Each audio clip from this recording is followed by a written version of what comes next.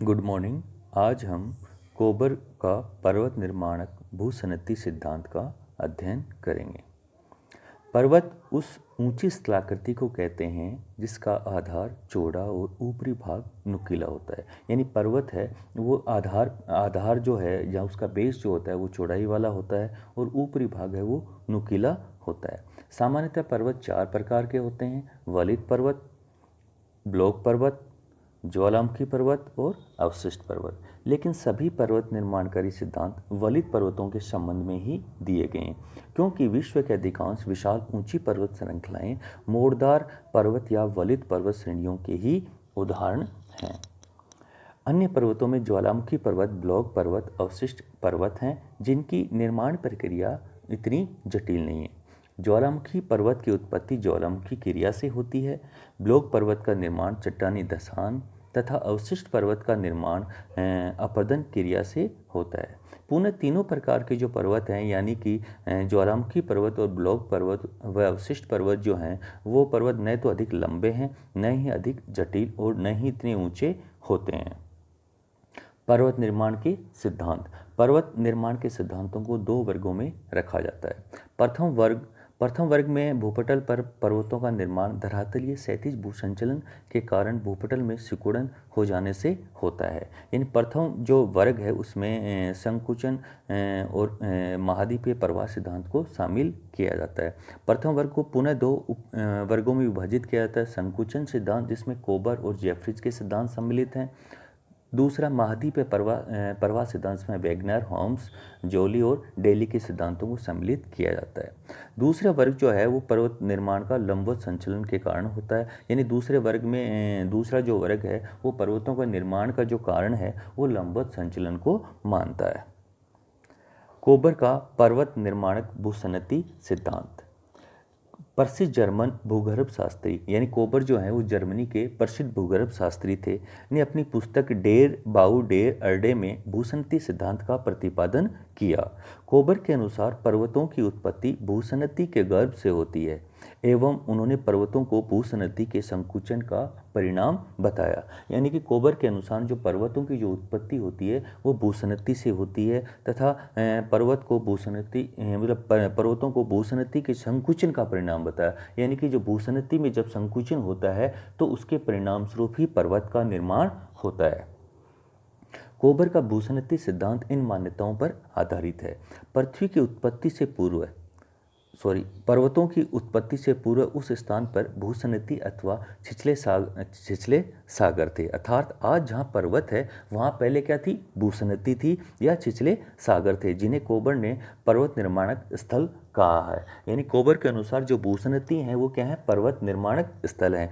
आज जहाँ पे पर्वत हैं वहाँ पे पहले क्या थी? भूसनती थी। और तथा भूसनती के चारों ओर प्राचीन दृढ़ भूखंड थे, और जो भूसनती थी उसके चारों ओर दृढ़ भूखंड थे जिन्हें कोबर ने कैट्रोजन कहा। भूसनती में दीर्घ काल तक या लंबे समय तक नदियों द्वारा लाए गए अवसादों का निक्षेप होता रहा। यानी जो भूसनती थी जिसके चारों ओर दृढ़ भूखंड थे जिसे कैट्रोजन कहा, इस भूसनती में जो चारों ओर दृढ़ भूखंड थे वहाँ से उस नदियों द्वारा अवसादों का निक्षेप निरंतर लंबे काल तक या दीर्घ काल तक होता रहा। और इस अवसादी जमाव से न केवल भूसनती की गहराई में कमी आई, साथ में ही भूसनती में अवसादी दबाव के परिणाम स्वरूप उसमें धंसान भी हुआ। यानी जो नदियाँ थी उनके द्वारा जो अवसादों का जो निक्षेप भूसनती में किया गया उससे भूसनती में दो प्रकार का प्रभाव पड़ा। एक तो भूसनती की गहराई धीरे धीरे कम होने लगी, दूसरा अवसादी दबाव के परिणाम स्वरूप ऊपर से जब निरंतर नदियों द्वारा अवसादों का जमाव किया जाने लगा तो उसके बहार के कारण उसमें धंसान भी हुआ। धंसान की क्रिया से भूसनती में संकुचन हुआ और उसकी चौड़ाई कम होती गई, जिसके परिणाम स्वरूप भूसनती में निक्षेपित अवसादी मलबा जो था या जो अवसाद थे वो मोड़दार पर्वत में परिवर्तित हो गई। यानी तीन प्रकार की उन्होंने मान्यताएं मानी। सबसे पहले ये माना कि आज जहाँ पे पर्वत हैं वहाँ पहले भूसनती थी और उसे ही पर्वत निर्माण स्थल का, उस भूसनती के चारों ओर दृढ़ भूखंड थे। दूसरी मान्यता में उन्होंने माना कि वो जो उस भूसनती पे जो दृढ़ भूखंड थे उसके चारों ओर वहाँ से जो नदियाँ निकलती थी वो नदियाँ उस भूसनती के अंदर मलबे का निक्षेप करती रही। मलबे के निक्षेप से उसमें दो प्रकार के परिणाम आए। एक तो भूसनती की गहराई क्या होगी? कम होती गई। दूसरा, उस अवसादों के जमाव के दबाव के कारण उस भूसन्नति की तली में दशान की क्रिया होती रही। और तीसरी जो मान्यता थे उसमें था कि दशान की जब क्रिया हुई उससे जो भूसन्नति में संकुचन की क्रिया हुई और उससे उसकी चौड़ाई कम होती गई, यानी वो गहरी होती गई, और उसी के परिणाम स्वरूप जो निक्षेपित जो अवसाद था या मलबा था उसमें वो मोड़दार पर्वत में परिवर्तित हो गया। कोबर का पर्वत निर्माण कार्य सिद्धांत 3 अवस्थाओं में पूर्ण हुआ। प्रथम अवस्था थी कि भूसन्नति में अवसादों के निक्षेप की अवस्था, दूसरा था पर्वत निर्माण की अवस्था, और तीसरी जो है वह भूसंतलन की अवस्था। प्रारंभिक अवस्था में भूसन्नति में अवसादों का निक्षेप होता है और परतदार अवसादी चट्टानों के दबाव से भूसन्नति में दशान उत्पन्न होता है, यानी उसकी तली में दशाव होता है, जिससे प्राचीन भूखंडों में सिकुड़न होता है। ये दोनों ही क्रिया साथ साथ चलती हैं, यानी एक तो उसमें अवसादों का निक्षेप होता रहता है प्रथम अवस्था में, दूसरा उसकी तली में दशाव होने के कारण संकुचन या सिकुड़न की क्रिया उत्पन्न होती है।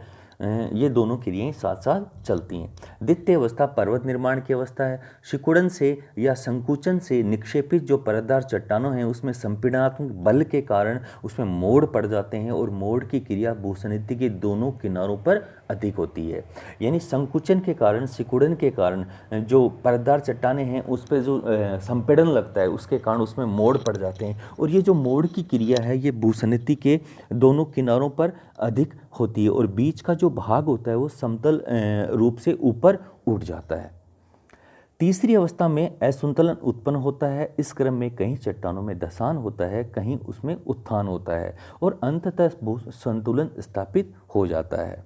तो इस प्रकार से कोबर का जो भूसन्नति सिद्धांत था वो 3 अवस्थाओं में पूर्ण होता है। पहली थी भूसन्नति के में अवसादों के निक्षेप की अवस्था, दूसरी पर्वत निर्माण की अवस्था और तीसरी थी भूसंतुलन की अवस्था।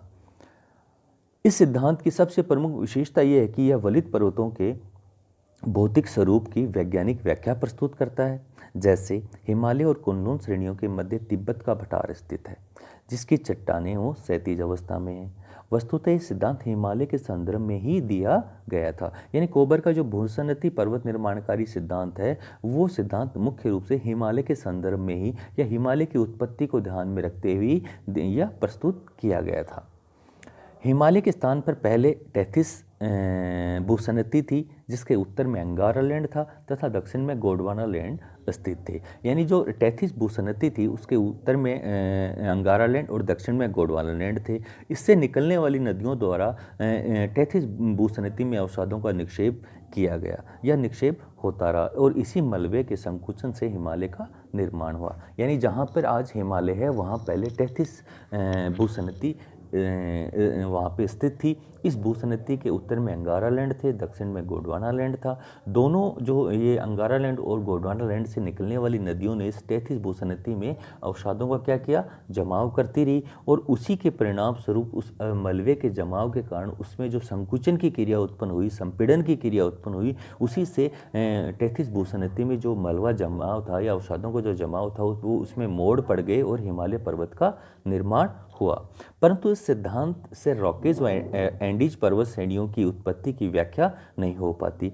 पुनः इस सिद्धांत के अनुसार दशान के कारण अवसादी मलबे काफ़ी गहराई तक नहीं मिलना चाहिए, लेकिन ऐसा कोई प्रमाण नहीं मिलता। यानी कि एक तो यह है कि रॉकेज और एंडीज पर्वत श्रेणियाँ हैं उनकी उत्पत्ति की, क्योंकि वो वलित पर्वतमाला हैं और कोबर का भूसन्नति पर्वत निर्माणकारी सिद्धांत वलित पर्वतों के संदर्भ में दिया गया, लेकिन ये एंडीज और रॉकेज पर्वत श्रेणियाँ हैं उनकी उत्पत्ति की व्याख्या नहीं करता। दूसरा जो कोबर के अनुसार कि अवसादों के जमाव के कारण भूसन्नति में दशान की क्रिया होती है, तो उस दशाव की क्रिया होने के कारण जो अवसादी मलबा है वो काफ़ी गहराई तक मिलना चाहिए, लेकिन आज तक इसके कोई प्रमाण नहीं मिले हैं। पूर्व पश्चिम दिशा में फैले पर्वतों का स्पष्टीकरण मिल जाता है, लेकिन इस सिद्धांत से उत्तर दक्षिण दिशा में फैले रॉकेज और एंडीज पर्वतों का स्पष्टीकरण नहीं मिलता या उनकी उत्पत्ति की व्याख्या नहीं होती। कोबर द्वारा जो प्रस्तुत भूसन्नति के संकुचन से उत्पन्न बल पर्वत निर्माण के लिए पर्याप्त नहीं है। यानी कि उन्होंने जो कल्पना की है कि भूसन्नति में संकुचन होने से के कारण पर्वत का निर्माण हो जाएगा, या वो भूसन्नति में संकुचन के कारण अवसाद हैं वो मोड़दार पर्वतों में परिवर्तित हो जाएंगे, जो बल है वो पर्वत निर्माण के लिए अपर्याप्त है। धन्यवाद।